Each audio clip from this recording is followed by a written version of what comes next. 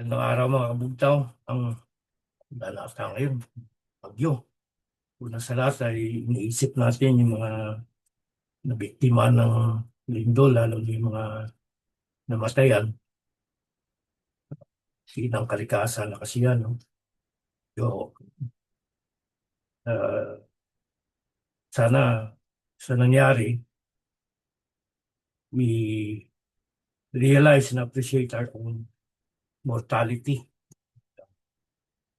Lila ang buhay. Anyway, pag-usapan natin ngayon ay formula. Ang ibig ko sabihin ng formula dito, formula for regime change. May tatlo akong nakikita. Yung dalawa, lumabas na yan sa social media. Pero bago lumabas yan, matagal ko nang alam yan. Yung una ay sinulat na ni Manuel Mugato, yung Pulitzer Prize winner sa kanyang blog, na bago pa nung September 21 rally, may isang malaking religious group, wag na natin itago, iglesia, yung INC, no? Na may nakausap na top army commander na sa araw ng rally, magpadala sila ng 500,000 mahigit na tao at magmamarcha sa Mindiola at sa Malacanang at tanggalin si Bangag. At ang gusto ng iglesia ay uh, siyempre constitutional succession si Inday Sara, no? Pero ang gusto naman sabi ng ng army commander, baka tagilid tayo sa kano diyan kasi ayaw nilang mag-succeed si Inday Sara dahil nga sa independent foreign policy ni Sara, nagkaroon ng mga pagtatalo. May inimbita pang dalawang paring Katoliko pero tinanggihan ng iglesia. Kaya dahil doon hindi sila magkasundo sa formula, hindi natuloy yung plano na magmarcha sa Mindiola at hanggang Malacanang at tanggalin si Bangag, aristuhin ang mga senador, mga cabinet secretary, mga congressman na sangkot sa corruption. So hindi natuloy yun. Although alam ko yun kasi 10 days before September 21, may nakausap kong dating Secretary of National Defense. Bago kami mag-usap, kausap niya isang miyembro ng hierarchy ng iglesia. No? Hindi ko lang alam kung anong napag-usapan pero may niluluto. No? Yung pangalawang formula naman ay ito, lumabas na rin to pero alam ko rin to kasi may mga active na general na nagkwento din sa akin ito na magkaroon ng coup sa pangunguna ni Defense Secretary Gilbert Teodoro. Tapos magkaroon ng caretaker government, si Gilbert Teodoro yung magiging head ng caretaker government at saka si Gerald Browner ay magiging Secretary of National Defense. May nakapagsasabi sa akin isang general, kaya pala malakas ang haka-haka that by December or January, uupo na si General Browner as Secretary of National Defense. Pero kailang lumabas sa social media yon. Ewan ko kung itutuloy pa nila yon kasi bistado na yung plano nila. Kaya pala si Gibo, sip-sip ng sip-sip sa mga Amerikano. Kasi although matagal ko nang narinig yan na si Gibo talaga ay gustong mag-succeed kasi hindi naman siya manalo-nalo sa regular election bilang presidente kahit senador nga hindi. Baka pag tumakbo yung barangay captain sa Barangay Fords, hindi pa mananalo yun eh. Anyway, yung pangatlong formula, let's say for example, divine providence intervene at mamatay si Bangag sa overdose o sa pambubugbog ni Lisa Tanas kasi may mga history na yan eh. Minsan na binugbog sa Lisa Tanas, hinampas siya daw ng cellphone si Lisa Tanas. Nahulog sa hagdan, tinahi yung ulo. Naturalmente, yung constitutional successor will be Inday Sara as being the vice president. Pero kahit ganyan, hindi, sa tingin ko lang, hindi pa rin safe si Inday Sara. Kasi sigurado yan, ikupo siya ng kano. Kasi ang armed forces natin, kontrolado ng kano eh. Sa dahilan siguro na sabihin nila pro-China siya, binibenta nila yung binibenta ni Inday Sara yung bayan natin sa China.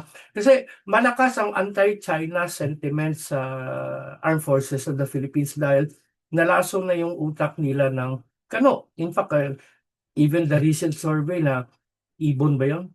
na more than 80% of Filipinos dislike China. No? Why? There are 1.6 billion reasons.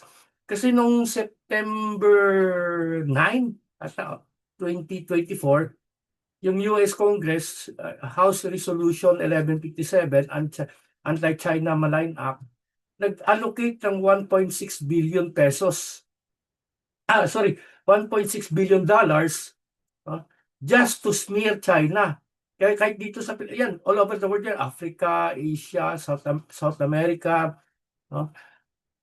Kahit dito sa Pilipinas, araw-araw wala kang marinig kundi masama ang China, bully ang China sa mga sa mga radyo, sa mga TV, kahit sa mga trolls sa social media, at binabayaran sila ng USA at saka National Endowment for Democracy na alam naman natin are CIA front.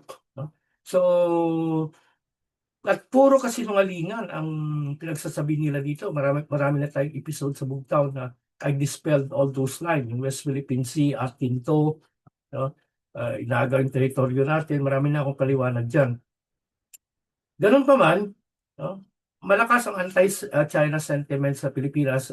Kasi the same pattern sa Ukraine, bago nangyari yung gera. Ganun din, media, sinisiraan ng Russia, sinusuppress yung mga vlogger doon, yung mga media doon na nagpapaliwanag na talagang Ukraine naman ang may kasalanan kasi magmimembro sila ng NATO at nagtambak ng armas ang NATO doon. Tingnan mo ngayon ang Ukraine, mga 1.8 million na yung namatay. Tapos na yung gera sa Ukraine. Kahit si Colonel Douglas MacGregor, sinasabi niya. So, ito yung tatlong formula.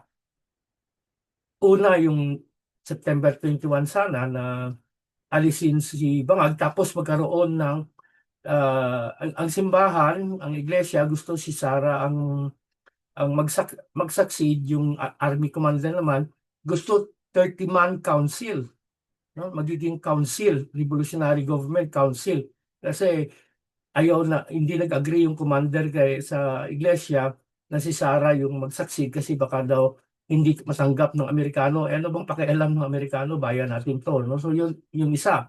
Yung pangalawa, yung si Gibo ang mag-head ng coup, then a caretaker government will be established, no? Then number 3 yun, pag namatay si Bangag, naturalmente si Sara constitutional successor, si Sara yung uupong presidente. Pero yun nga, sa basa ko, hindi siya magiging safe kasi siguradong makukuha siya ng armed forces sa utos ng Amerikano. No? Kasi importante ang armed forces. Tingnan nyo nung 1986, si Cory hindi naman nanalo sa eleksyon. Although alam naman natin, nanalo yun, talagang dinaya lang. Kaya lang, dahil may backing siya ng armed forces, ang polis wala yan, wala na kakayahan yan. No? Kaya siya ang nagiging revolutionary president. Importante kasi ang armed forces Alam ng Kano yan, alam ng CIA, kaya nalagaan nila na mabuti ang armed forces. Ano na lang mangyayari sa atin kung kontrolado pa rin tayo ng Amerikano? Yung nakaraang episode natin, yung systemic change, isa sana sa mga system na papalitan natin ay itong kolonyal na pag-control ng mga USA sa atin. No? Kailangan magising ang mga Pilipino. Kaya salamat, marami tulad ni na Kamentong, Ado, nagpapaliwanag, no? Na kung gaano kasama ang mga Amerikano. In fact, yung first episode natin dito sa Bugtaw, ganun. Inhiligay nun pero dahil maraming request na Tagalogin, so mayroon din tayong episode kung gaano kasama ang mga Amerikano. Meron pag iba na narinig ko na niluluto pero maaga pa para pag-usapan. No? So, tingnan natin. Very crucial to. Pero whatever is the formula, sa basa ko bilang political analyst, isa lang ang pattern na nakikita ko. Bangag is finished. Tapos na si Bangag. It's a matter of time. Ang pinag-uusapan na lang ngayon o pinagtatalunan, anong formula, no, pagkatapos ni Bangag. Kasi sayang naman. No? Kung walang makulong, walang mabitay, ganoon pa rin tayo, the same banana kung walang systemic change. Pero very dynamic, very fluid ang sitwasyon ngayon. Ewan ko lang kung may mangyari before December. Itong swerte lang sila, lumindol, medyo na-shift yung attention ng Senate hearing ng corruption dito sa Lindol. Pero in a few days time, in a week time, pag-stabilize na rin yung issue, balik na naman tayo sa tunay na issue. No? Pero yung Lindol, may pinakita din yung mga substandard na government building sa mga infrastructure na nasira. Ano? Kaya tuloy-tuloy lang. So abangan natin anong mangyayari sa mga susunod na araw. May narinig din ako, dalawa pang formula maliban sa tatlong nabanggit ko, pero saka na kasi medyo maaga pa. No? Hahantong din tayo dyan.